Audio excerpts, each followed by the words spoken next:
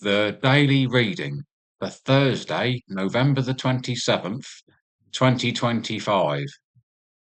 Reading 1. Daniel chapter 6, verses 12-28. These men came along in a body and found Daniel praying and pleading with God. Then they went to the king and reminded him of the royal edict. Have you not signed an edict forbidding anyone for the next 30 days to pray to anyone, divine or human, other than to yourself, your majesty, on pain of being thrown into the lion's den? The decision stands, the king replied, as befits the law of the Medes and the Persians, which cannot be revoked.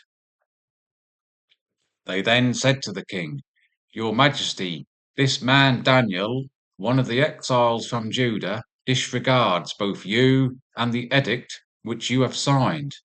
He is at his prayers 3 times each day. When the king heard these words, he was deeply distressed and determined to save Daniel. He racked his brains until sunset to find some way to save him.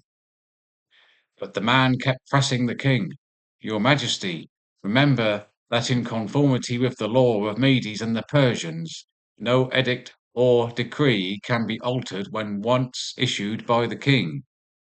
The king then ordered Daniel to be brought and thrown into the lion pit.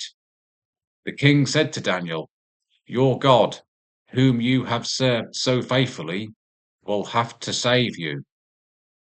A stone was then brought and laid over the mouth of the pit, and the king sealed it with his own signet and with that of his noblemen, so that there could be no going back on the original decision about Daniel.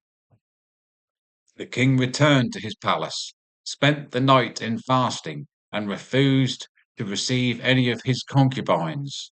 Sleep eluded him, and at the first sign of dawn, he got up and hurried to the lion pit.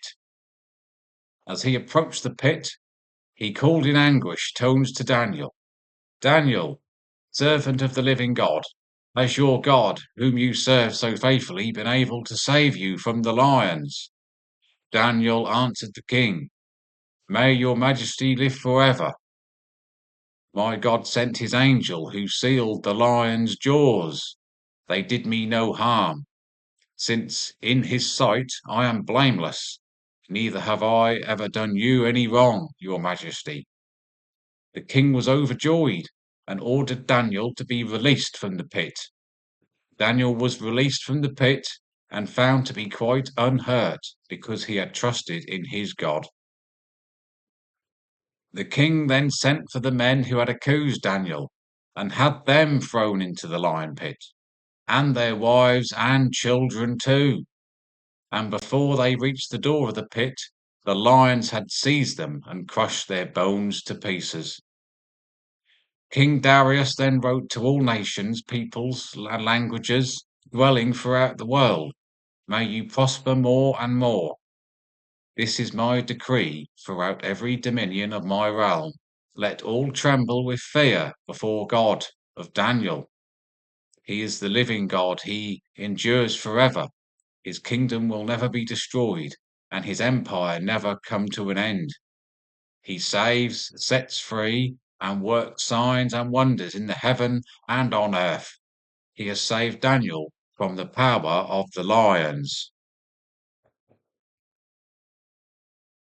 A reading from the Psalms, which is Daniel chapter 3, verses 68 to 74. Bless the Lord, dew and snowstorm, praise and glorify him forever. Bless the Lord, frost and cold, praise and glorify him forever.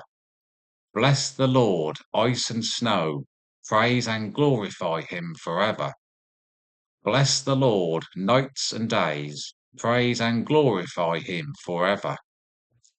Bless the Lord, light and darkness, praise and glorify him forever. Bless the Lord, lightning and cloud, praise and glorify him forever. Let the earth bless the Lord, praise and glorify him forever. A reading from Luke, chapter 21, verses 20 to 28. When you see Jerusalem surrounded by armies, then you must realize that it will soon be laid desolate.